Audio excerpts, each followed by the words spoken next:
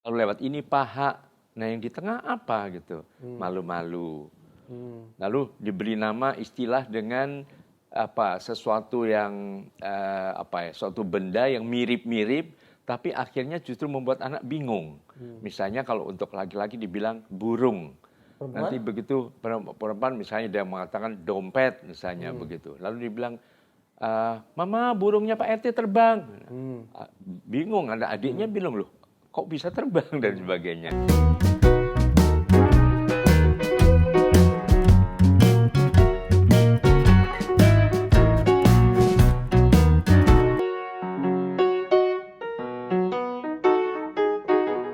Ruangan ini penuh dengan banyak bingkai, ini foto, sertifikat, apa lagi Kak? Ya, Ijazah, penghargaan. surat keterangan kelakuan baik, bebas G30 SPKI segala macam. Tapi ada satu foto yang istimewa yang saya mau bicara tentang Kak Seto. Oke. Foto ini Kak. Oh, Oke. oke. Oh iya, bicara megang foto gini saya jadi ingat Kak Seto tebak Kak. Ini kira-kira siapa Kak? Berikutnya gambar dari adik kita, Neza, kelas 1 SD Al-Ghifa Bogor. Bagus, Pak Tino Sidin. Pak Tino Sidin. Iya. Siapa Pak Tino Sidin? Barangkali viewers belum banyak yang kenal. Siapa itu Pak Tino Sidin? Iya, waktu itu salah satu pengasuh acara Gemar Menggambar di TVRI. Gemar menggampar atau gemar menggambar? Menggambar. Itu merangsang kreativitas anak, kemudian juga menerima kiriman gambaran atau lukisan anak-anak dari berbagai pelosok tanah air, dan selalu kata yang paling terkenal ada kata-kata begitu lihat, nah ini gambar siapa? Reza Indragiri, kelas 2 SD, walaupun nakal tapi senang menggambar misalnya begitu. Nah, bagus, lalu ada kata bagus gitu. Selalu kata bagus ya. Dan itu memotivasi banyak anak-anak lain untuk aduh itu bagus, aku bisa lebih bagus lagi misalnya begitu. Jadi Itu saya ingat cara perkataan untuk Kak merangsang Seto. kreativitas saya kira. Kak Seto pernah memberikan ujangan jangan terlalu mudah menghakimi atau mengkritik apalagi menilai jelek anak gitu kan. Ya, artinya yang paling penting juga kaitannya dengan kreativitas yang dijalankan Pak Tino Sidin itu, kreatif itu adalah aman dan bebas mengekspresikan ide-idenya. Jadi aman kalau setiap kali dinilai negatif, wah itu jelek, itu kurang gini, akhirnya malah nggak spontan lagi, akhirnya ragu-ragu, akhirnya ya udah saya nggak bakat menggambar seolah begitu.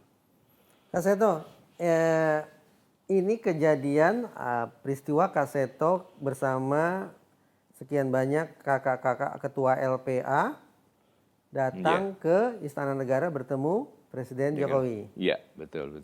Oke, absen satu-satu. Ini siapa nih Kak? Ini ketua dari Jambi. LPA Jambi. Iya. Kak Amsyar. Kak Amsyar ya. Ya, sebelahnya. Sebelahnya yang tertutup itu Kak dari LPA Nama bunga. Riau. Nama Ya. bunga. Kak siapa? Kak Esther tuh. Kak Esther. Lalu Kak Seto. Sebelahnya? Sebelahnya nih kalau tidak salah ketua dari Banten. Banten. Siapa namanya? Kak Iip Safrudin. Iip Syafruddin. Sebelahnya dari timur. Yang Siapa? Oh, Kak Idam ya. Idam Khalid. Kak Idam Khalid dari Ketua Papua, LPA ya. Papua. Dan yang di ujung sana? Ujung itu saya agak lupa nih, Kak Koko. Mas Koko Mas ya. Koko, Kepala Sekretariat LPAI. Kak Resanya nggak kelihatan ya. Nggak kelihatan, Kak? Kak Heni dan Kak Resa nggak kelihatan di sana. Ya. Ini dalam rangka apa Kak? Bicara soal apa ini? Iya, waktu itu memang berbicara mengenai masalah perlindungan anak. LPAI juga sempat diundang oleh Bapak Presiden. Nah, kami mencoba menyiapkan berbagai permasalahan. Salah satunya adalah bahwa sekarang ini berbagai masalah kekerasan, eksploitasi, termasuk masalah kekerasan seksual ini cukup marak. Nah, kekerasan seksual ini bukan hanya secara heteroseksual, tapi juga adanya kekerasan secara homoseksual. Kekerasan homoseksual? Iya, terhadap anak, yang korbannya juga cukup banyak, karena dengan bujuk rayu, dan kadang-kadang kurang mengandung kecurigaan kalau orang dewasa mengajak anak laki-laki, misalnya begitu ya. Jadi mungkin kemudian melihat adanya perkembangan psikoseksual anak yang tidak sehat, yang kemudian mengarah kepada berbagai perilaku menyimpang Apa mengenai kata pergaulan Pak psikoseksual. Jokowi saat itu, Kak? Ya, beliau sangat menyetujui, sangat mendukung dan supaya hal Mendukung ini homoseksual? bukan mendukung dilindungi anak-anak dari berbagai pengaruh-pengaruh keliru yang menyesatkan, yang kemudian ya tanpa sadar anak kemudian melakukan berbagai perilaku menyimpang dalam konteks perkembangan psikoseksualnya. Begitu. Bicara homoseksual, masyarakat juga secara populer menyebutnya LGBT gitu kan, Kak? Ya, Kak Seto kalau tidak salah kan juga pernah didesas-desuskan sebagai orang dengan orientasi seksual menyimpang kan, Kak? iya. Dulu pada waktu saya dilihat kok apa ya sudah sampai aja menjelang udah hampir tua lah begitu. Sudah memasuki usia pernikahan. Iya, saya udah 30, 31, 30 sampai 35 belum juga menikah, ya sempat isu itu muncul juga begitu. Nah, ibu saya juga mendengar itu langsung ya udah cepatlah berkeluarga gitu kan ya mungkin masih sibuk dengan berbagai kegiatan-kegiatan sosial, terutama juga apa ya memomong anak-anak, perlindungan anak, akhirnya ya umur 36 saya menikah. Nah, itu mulai pudar apa dugaan-dugaan desas-desus tadi. Tapi bukan pedofil kan, Kak? Serius loh. Karena orang-orang yang berorientasi seksual menyimpang semacam itu juga menunda perkawinan ya. kalau ingin saya katakan mereka menekuni dunia anak-anak, mereka jadi guru, mereka seolah-olah menjadi aktivis perlindungan anak. Iya, betul. Bahkan juga ada yang masuk di kepolisian bekerja spesifik di unit perlindungan anak, tapi ternyata musang berbulu domba. Mereka berprofesi di bidang-bidang itu tadi memang karena mereka ingin berada di dekat anak. Jadi mereka lebih mudah untuk kemudian memangsa anak-anak secara seksual. Betul. Nah, Kak Seto ingat tidak kasus Reinhardt beberapa waktu lalu?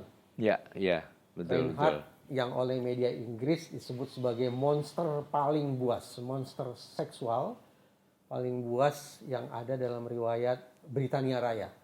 Kita samakan persepsi dulu, Kak ya. Betul. Jadi Reinhardt ini adalah orang yang diwartakan oleh media menjalani proses hukum di Inggris.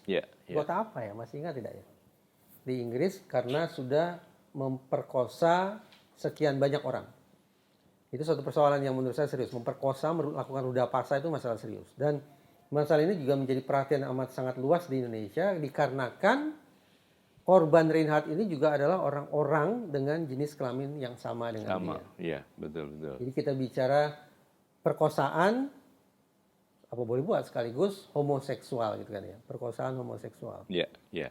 Cuma bedanya dengan cara yang lebih lembut ya. Cara dengan menipu dan sebagainya. Seolah-olah suatu persahabatan dan sebagainya. Tapi kemudian dikasih minuman dan kemudian tidak sadar lalu dilakukan perkosaan. Mirip dengan yang dilakukan oleh para predator ketika mengincar anak-anak ya. Ya, betul. Ya, kalau dalam psikologi forensik itu disebut sebagai grooming behavior. Jadi orang-orang yang tampil tampil mempesona, tampil sebagai sosok yang lembut, seolah-olah pengasih, penyayang, menawarkan pertemanan, memberikan kehangatan, tapi ternyata mereka lagi-lagi justru membacok dari belakang. Iya. Reinhardt yang dia bacok secara seksual justru juga para lelaki dewasa. Dan sampai dapat hukuman seumur hidup ya. Hukuman seumur hidup. Betul. Mungkin kalau di Indonesia lain lagi ceritanya. Di negara-negara yang mengenal hukuman mati, boleh jadi kelakuan bejat seperti itu akan dijatuhi hukuman maksimal. Tapi di negara seperti Inggris yang ya katakanlah memiliki apresiasi berbeda terhadap hak asasi manusia, hukuman maksimalnya adalah hukuman seumur hidup. Apa penyebabnya ya, Kak? Ada kemudian orang-orang yang mengembangkan orientasi seksual menyimpang macam itu? Ya, kalau yang saya tahu itu lebih karena faktor lingkungan, pengaruh lingkungan ya. Pengaruh lingkungan bisa mulai dari kecil, terus remaja sampai dewasa, ya, lingkungan itu dan akhirnya terbentuk. Bahkan mungkin dalam catatan bisa lebih dari 70% adalah faktor lingkungan. Jadi bukan karena faktor bawaan, karena ya memang dasarnya begitu dan sebagainya. Itu yang mungkin harus diluruskan.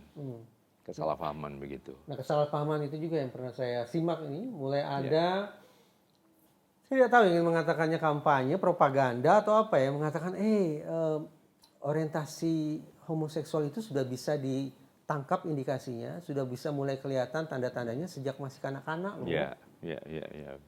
Percaya Kak Seto bahwa anak-anak pada anak-anak juga sudah bisa terlihat mereka mengembangkan orientasi seksual menyimpang? Kak Seto percaya? Saya merasa itu tidak demikian. Artinya lebih karena tadi lingkungan, kan ya.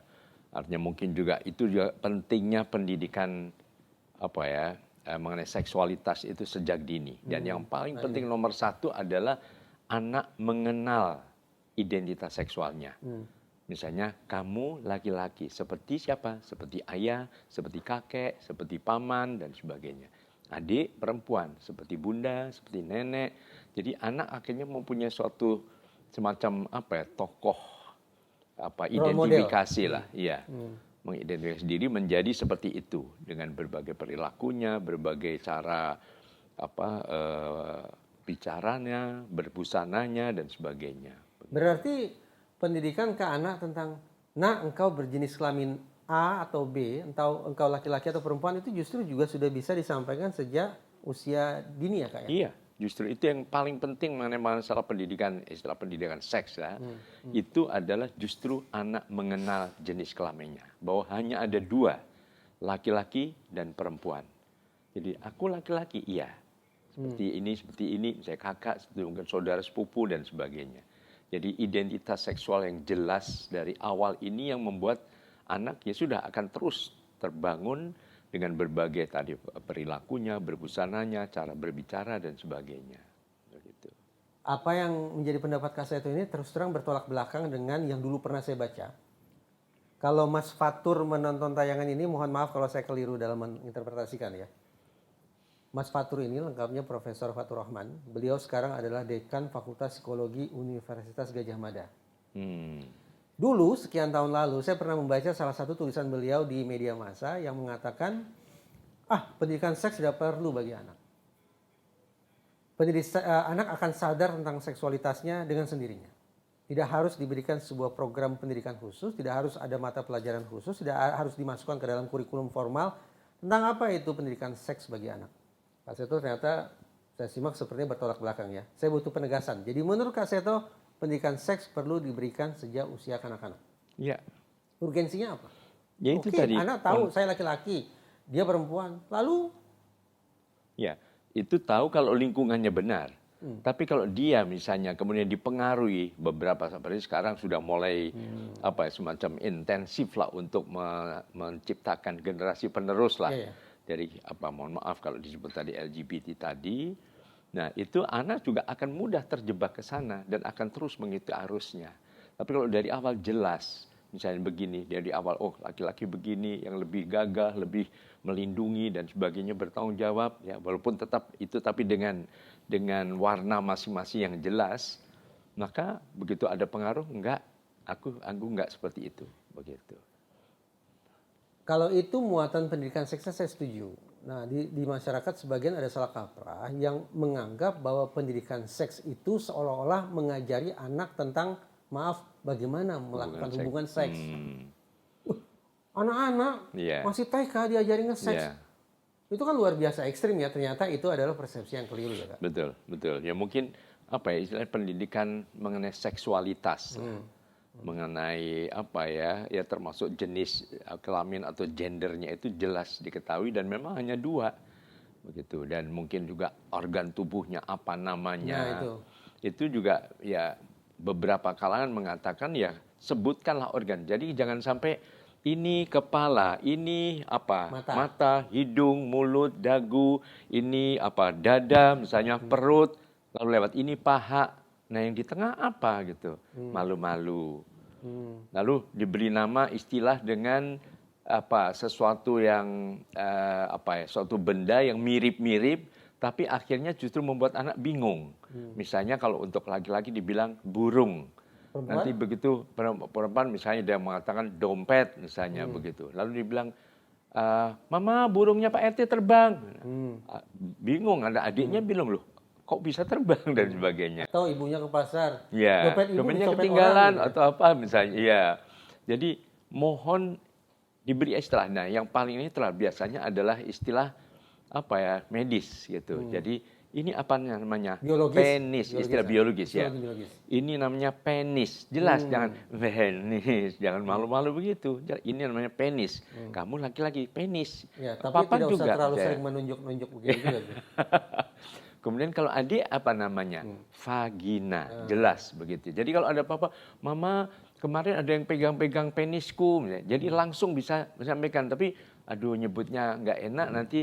Ya kemarin ada sesuatu yang nggak enak tapi nggak jelas disampaikan. Nah, itu bisa juga membuat anak kurang terlindungi karena ada kewaspadaan dari orang tua, karena tidak ada laporan dari sang anak sendiri karena sulitnya menjelaskan organ tubuh tadi. Begitu. Saya akan tanya ke Kak Seto nanti tentang manfaatnya pendidikan seks bagi anak apa.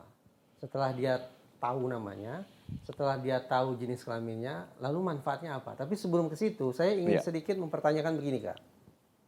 Kak Seto kan mengatakan barusan, ke anak harus diberikan perbendaharaan kata yang tepat.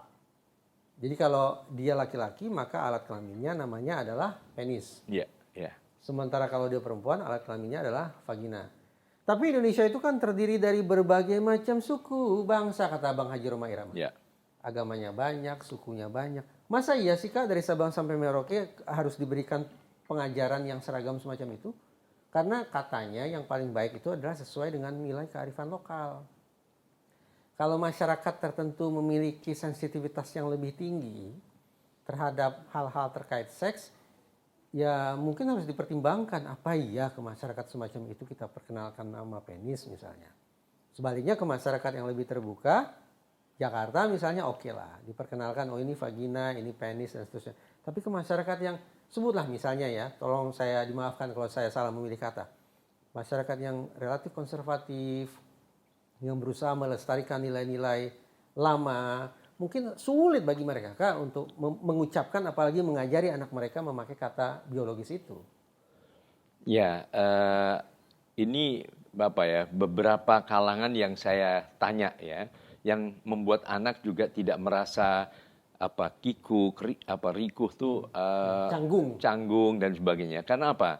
Karena memang kadang-kadang di beberapa daerah ada nama, tapi begitu nama ini disebutkan secara terbuka itu dianggap jorok, sesuatu yang kadang-kadang dipakai untuk mengumpat dan sebagainya begitu. Jadi ini kan ya itu dan menjadi anak sensitif dan tidak berani mengungkapkan. Karena intinya nanti untuk kesehatan organ tubuhnya itu semua harus dijaga kebersihannya misalnya. Unsur kebersihan ini misalnya habis pipis, penisnya dibersihkan misalnya. Udah.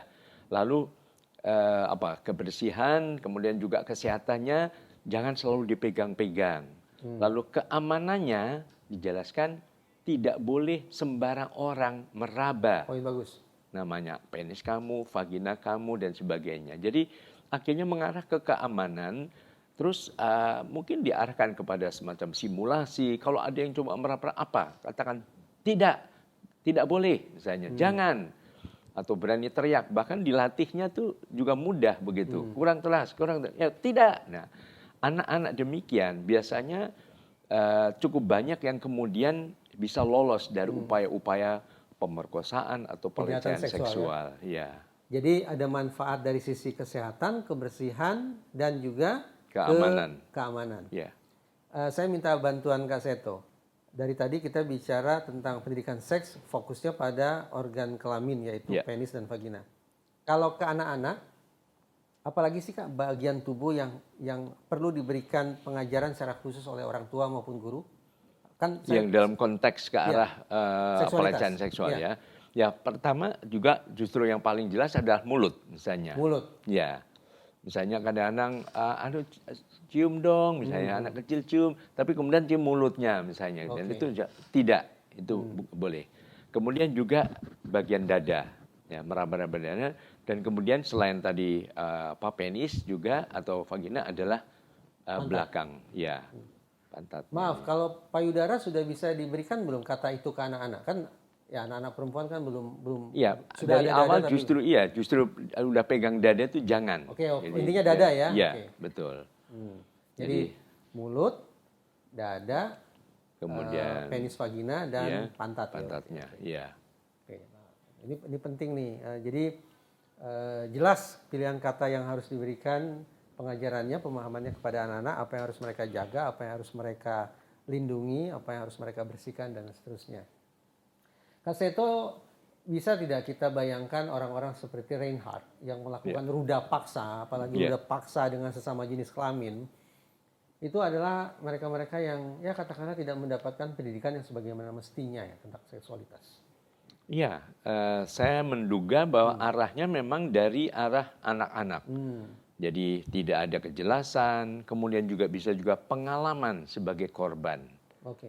Jadi pengalaman sebagai korban, kemudian ini diledakkan dalam kemarahan, kemudian kemarahan dilampiaskan ya kepada orang-orang yang dianggap yang lemah ya, dalam arti yang lemah itu yang itu mungkin dari segi fisiknya lemah atau yang lemah dari segi psikologis yang mudah dibohongi, dibujuk rayu ya. Misalnya bersahabatan tapi tahu-tahu minumnya dikasih obat penenang atau obat tidur ya. Tidak sadar kemudian melakukan kekerasan seksual tadi begitu. Jadi itulah yang juga pentingnya tadi anak-anak meningkatkan kewaspadaan sendiri sebagai garda paling depan lah. Keberanian untuk mengatakan tidak, keberanian untuk misalnya melakukan pelemparan atau teriak yang keras dan sebagainya begitu. Ada nilai-nilai, sebutlah demikian, atau ada cara pandang barat yang masuk ke sini terkait dengan hubungan seksualitas, Kak? Hubungan seks.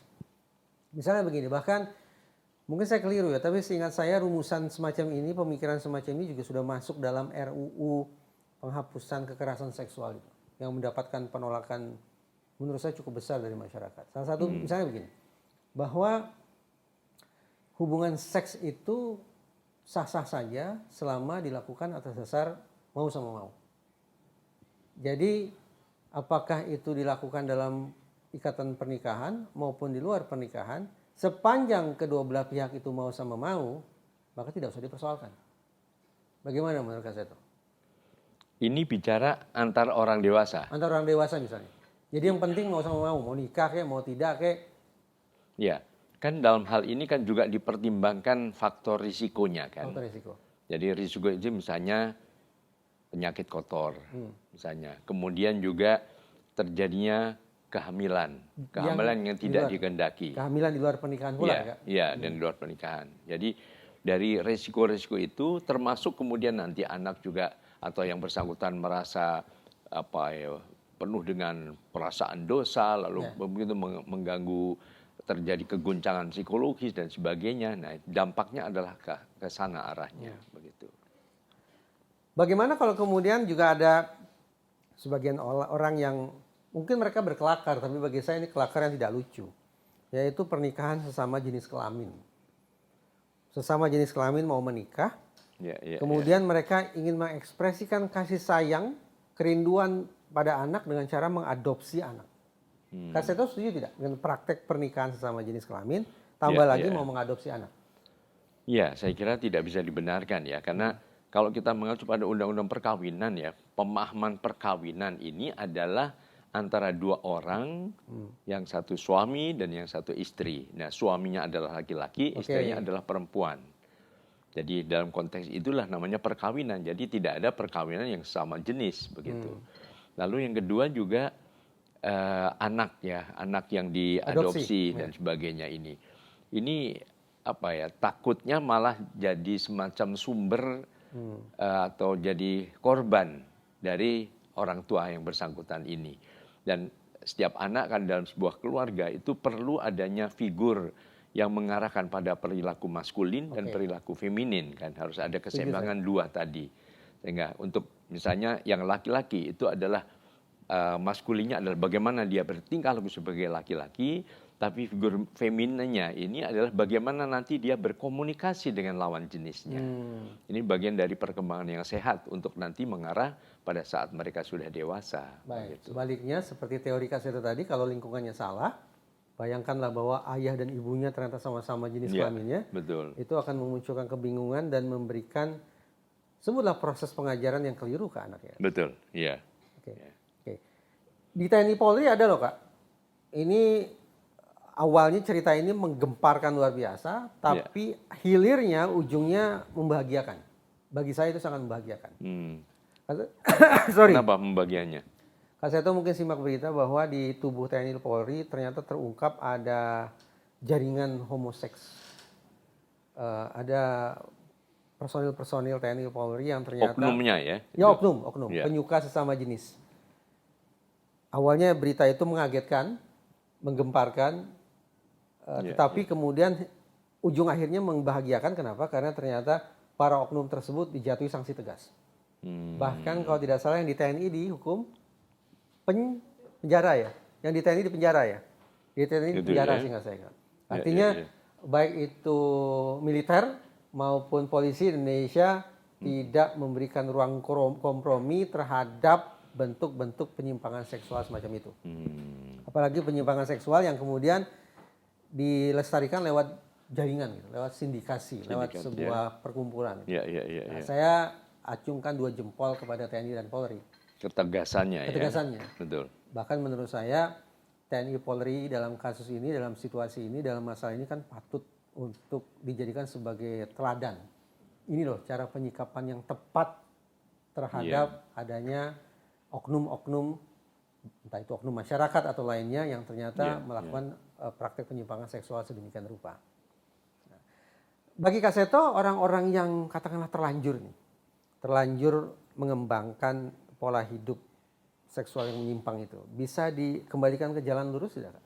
Iya, karena ini bukan faktor bawaan ya. Artinya memperoleh itu melalui proses belajar. Maka untuk kembali ke normalnya juga harus melalui proses belajar kembali. Reprogramming. Iya, semacam treatment psikologis, terapi dan sebagainya, begitu. Yang penting orangnya mau itu. Nah, kalau tidak mau? Ya, dia akan menghadapi berbagai kendala dalam masyarakat kan, ditolak, kemudian juga tidak bisa memperluas pergaulan, keterbatasan dan sebagainya. Ya, di samping juga bertentangan dengan nilai-nilai ketuhanan yang kita anut. Betul. Ya. Pancasila, sila pertama bicara ketuhanan yang Maha Esa, ya kita harus konsekuen lah kan. Dan semua agama saya kira juga tidak membenarkan kan. Di tahun 2016 atau 2017. Ya. Di gedung Kura-Kura, yaitu di gedung DPR, pernah ada rapat terbuka yang khusus pemerintah dengan Komisi 8 bertemu membahas masalah LGBT. Kapan? Tahun berapa itu? Itu 2016 atau 2017. Saya itu ingatan saya tentang angka memang tidak sebaik ingatan tentang kata. Gitu. Di dalam rapat terbuka tersebut, baik pemerintah maupun wakil rakyat ternyata seia sekata menyebut LGBT itu sebagai 3 hal. Panjang kalimatnya. Tapi kalau saya ambil intisarinya, pertama LGBT adalah ancaman bagi generasi penerus. Iya, betul. Ada kata generasi penerus, berarti saya bayangkan yang tersimpan di balik kepala pemerintah dan wakil rakyat adalah generasi muda nih, anak-anak muda kita, anak-anak kita. Ancaman bagi mereka tuh, terutama sekali itu. Itu pertama. Yang kedua, LGBT merupakan ancaman bagi kepribadian bangsa. Kepribadian bangsa loh kan? Iya. Bertaruhkan itu. Iya. Kalau kata Bung Karno kan ada berkepribadian. Kembali ke kepribadian. Dalam lapangan kebudayaan ya, kalau tidak salah, berkepribadian dalam lapangan kebudayaan semacam itulah. Tapi intinya adalah LGBT kata pemerintah dan wakil rakyat merupakan ancaman terhadap kepribadian bangsa. Itu yang kedua. Yang ketiga merupakan ancaman bagi kehidupan bangsa yang religius. Nah kan berarti relevan. Kita sama sekali tidak bisa menepikan tilik pandang agama ketika kita membahas semua hal termasuk masalah LGBT. Nah kembali ke pertemuan Kak Seto dengan Presiden Jokowi yang didampingi oleh sejumlah menteri. Apa bentuk program-program yang bisa dilakukan untuk memastikan bahwa hasil pertemuan Kak Seto dengan Presiden Jokowi itu juga bisa diterapkan atau dipelajari, kemudian disemikan oleh masyarakat luas? Ya memang masalah ini kan juga harus memberdayakan peran serta masyarakat. Ya. Tidak mungkin hanya Kak Seto kan? Betul. Ya misalnya dari LPAI sendiri yang itu juga salah satu programnya adalah juga LPAI adalah Lembaga Perlindungan Anak Indonesia. Itu termasuk memberikan semacam seminar-seminar, pelatihan, kemudian talk show, mungkin ini juga bagian dari materi yang diungkap ke masyarakat luas ya, terutama para pendidik ya, baik itu para guru maupun juga para orang tua itu sendiri begitu. Jadi bagaimana merangsang berbagai perkembangan mereka, termasuk salah satunya adalah tadi perkembangan psikoseksualnya juga jangan sampai dilupakan tadi. Gitu. Hanya dengan menegaskan kembali bahwa ya memang antara laki-laki atau perempuan, udah tidak ada yang di tengah-tengah gitu. Kemudian juga ya menolak berbagai bujuk rayu, ajakan-ajakan, ya mungkin juga dengan kreatif membuat buku gambar, cerita bergambar atau lagu-lagu, kemudian ya puisi, syair dan sebagainya. Oke, Kak ada pandangan yang menurut saya tengil nih, tapi mengganggu. Mereka katakan begini, selama masih ketertarikan, tidak apa-apa sepanjang belum diaktualisasikan menjadi perilaku. Misalnya begini ya, saya laki-laki, Kak Seto laki-laki. Secara seksual saya tertarik pada Kak Seto. Sepanjang saya cuma tertarik, tanda petik cuma tertarik, untuk apa sih dipersoalkan? Kecuali saya mulai mengganggu Kak Seto, menggoda Kak Seto, menyentuh Kak Seto, berarti perilaku, ini yang baru jadi persoalan. Tapi kalau sebatas tertarik secara seksual pada sesama jenis, kata mereka, tidak usah pusing-pusing lah hal macam itu aja kalau dipersoalkan. Kak Seto setuju tidak? Saya kira tidak bisa dibenarkan juga ya, karena ibaratnya saya belum mencuri, saya baru niat mau mencuri. Nah niatnya saya sudah jelek begitu. Okay. Jadi saya juga belum melakukan perusakan, saya baru merencanakan. Apapun juga rencana itu dari awal dari suatu tindakan kan, suatu kontrol. Kadang-kadang kan suatu kejadian kan bukan hanya niat jahat pelakunya, tapi juga adanya kesempatan. Begitu kesempatan terbuka, nah itu lepas akhirnya. Kalau sudah ada niatnya ya Kak. Betul. Makanya ya. Jadi mau kesempatan terbuka tapi tidak ada niat, ya sudah tidak akan ada arah ke sana. Baik, gitu. Berarti kalaupun sudah ada ketertarikan, walaupun belum mewujud sebagai perilaku, harus sesegera mungkin dicegat ya. Betul. Karena ada sebuah tanda-tanda yang tidak beres nih. Gitu. Ya, ketertarikan dalam arti keliru ya, dalam yang negatif. Ketertarikan dalam arti secara psikoseksual tadi psikoseksual, ya. Betul. Ada lagi yang berpandangan begini. Homoseksualitas itu baru menjadi masalah kalau yang bersangkutan gelisah. Hidupnya penuh dengan problematika, penuh dengan konflik, hidupnya tidak produktif. Karena itu terkait dengan orientasi seksualnya. Itu yang baru dipersoalkan. Tapi sepanjang kaum homoseks ini bahagia dengan hidup mereka produktif. Lagi-lagi, untuk apa sih dipersoalkan? Setuju tidak Kak?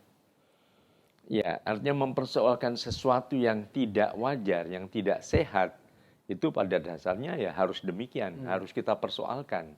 Bahwa jangan sampai ini merupakan bibit-bibit begitu. Jadi sama saja misalnya selama orang baru ingin mencuri, ingin merusak, ingin melakukan hoax dan sebagainya, itu baru keinginan aja kenapa dipersoalkan?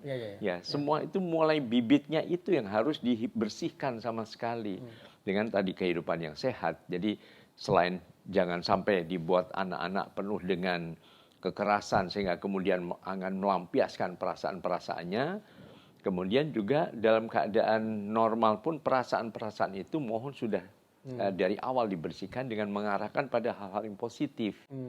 Begitu. Dari perspektif undang-undang hak asasi manusia, saya membayangkan begini Kak. Ada memang pasal dalam undang-undang itu yang menyebut kita harus mengakui, menghormati dan seterusnya terhadap hak asasi setiap warga negara. Dengan pijakan pasal itu maka muncullah kalimat tadi saya katakan. Loh, itu kan hak saya. Kalau saya happy dengan itu, kenapa orang lain harus rese gitu? Kenapa harus memusingkan hidup saya? Itu hak saya gitu. Tapi saya katakan itu bacaannya baru setengah. Karena Undang-Undang Hak Asasi Manusia pada ayat atau pada pasal berikutnya mewanti-wanti bahwa pemenuhan hak itu, merealisasikan hak itu sama sekali tidak bisa mengabaikan adanya nilai-nilai budaya, nilai-nilai kearifan, nilai-nilai agama yang ada di masyarakat kita. Jadi itu menjadi alat kontrol Ini bukan semata-mata masalah hak, tapi ada masalah kewajiban yang tertancap di dalam diri saya, bahwa saya ketika melaksanakan atau mencoba merealisasikan hak saya ini, saya tidak bisa sama sekali mengabaikan adanya budaya, agama, ketentuan masyarakat dan seterusnya. Nah, ya mudah-mudahan saja orang-orang yang terus-menerus bicara tentang hak, oh ini hak saya menjadi hetero, menjadi homo itu hak saya, mudah-mudahan bacaannya lebih utuh. Ya, bacaannya lebih utuh. Jadi kita tidak bisa mendewa-dewakan hak ansih, tapi kemudian tutup mata terhadap kewajibannya. Ya, bacalah pasal-pasal itu secara lebih utuh. Betul. Oke, Pak Seto, kalau di sekolah, kembali bicara tentang pentingnya pendidikan seks ya. Mata pelajaran apa ya sebaiknya bisa kita sisipkan materi tentang pendidikan seks bagi anak ini? Ya, yang paling relevan ya mata pelajaran biologi. Pelajaran biologi. Iya, artinya di biologi kan dia tahu organ tubuhnya, tahu fungsinya, ya sehingga tidak ada penggunaan yang keliru begitu. Tapi kan biologi baru dipelajari SMP atau SMA. Ya, artinya dari awal ya itu kan bisa masuk kan ke pelajaran kesenian, bagaimana menyanyikan lagu-lagu tentang masalah perkembangan psikoseksual yang sehat. Jadi misalnya bukan aku anak sehat, badanku kuat. Misalnya aku laki-laki, badanku kuat. Aku ingin seperti ayah. Tapi aku perempuan, senyumku manis. Aku ingin seperti bunda. Misalnya begitu. Jadi dengan cara demikian orang sudah punya arah identitas seksual yang jelas dan gender yang sehat. Bahwa kalau perempuan ya seperti bunda, seperti figur sesuai dengan lingkungan budaya masing-masing. Begitu. Nah, andaikan ada orang tua atau guru yang sekonyong-konyong baru sadar ternyata anak saya berperilaku menyimpang, orientasi seksualnya menyimpang, apa yang bisa Kak Seto sampaikan ke orang tua yang terperanjat sedemikian rupa? Ya, yang penting juga jangan memvonis. Menyudutkan anak, apalagi ya menganggap ini nggak beres dan sebagainya. Biar bagaimana juga tetap itu adalah kesalahan kita. Sebagai orang tua, mungkin sebagai pendidik, ya orang tua di sekolah adalah juga para guru kan. Nah, bagaimana langkah-langkah yang lebih konkret untuk memberikan lingkungan yang kondusif pada anak tadi, yang kemudian menyadari bahwa ya gaya seperti ini yang mungkin dilihat dari televisi dan sekarang juga media sosial juga banyak sekali kan bujuk rayunya ke sana. Nah, itu mulai diluruskan kembali begitu. Orang tua hadir hanya ketika anak-anak kita dalam kondisi terjaga ya Kak, menjelang tidur.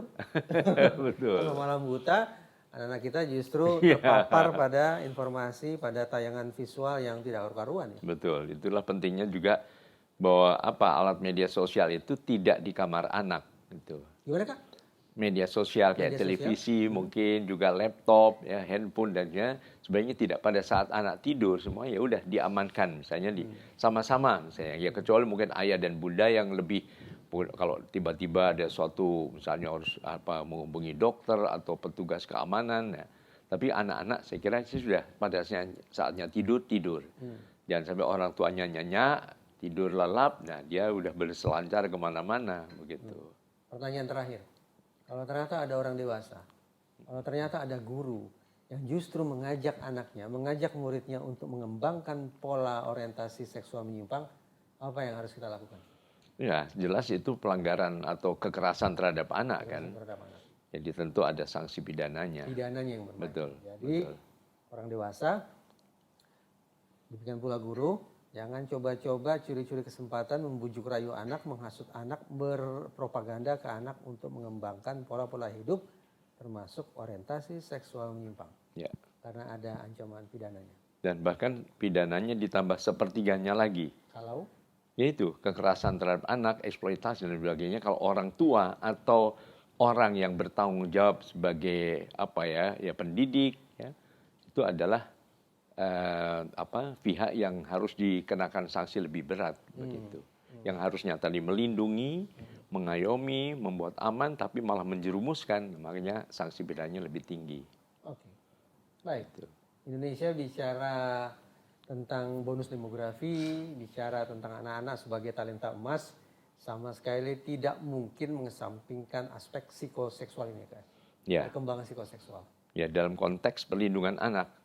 Dan mungkin ibaratnya saya mau menggarisbawahi kalau Bung Karno mengatakan dengan kata yang sangat terkenal, bangsa yang besar adalah bangsa yang menghargai pahlawan-pahlawannya. Berarti kita jangan lupa masa lalu. Ya, masa lalu. Tapi jangan lupa juga masa depan. Masa depan adalah anak-anak sekarang. Maka mari kita tambahkan bangsa yang besar adalah bangsa yang mencintai dan melindungi anak-anaknya. Keren, sempurna. Jadi Bung Karno bicara tentang past tense, masa lalu. Kak Seto justru bicara tentang future tense, bicara tentang masa depan. Masa depan. Bung Karno mengajak kita tidak lupa pahlawan, Kak Seto mengajak kita jangan abai terhadap anak-anak kita. Terima kasih Kak Seto. Siap.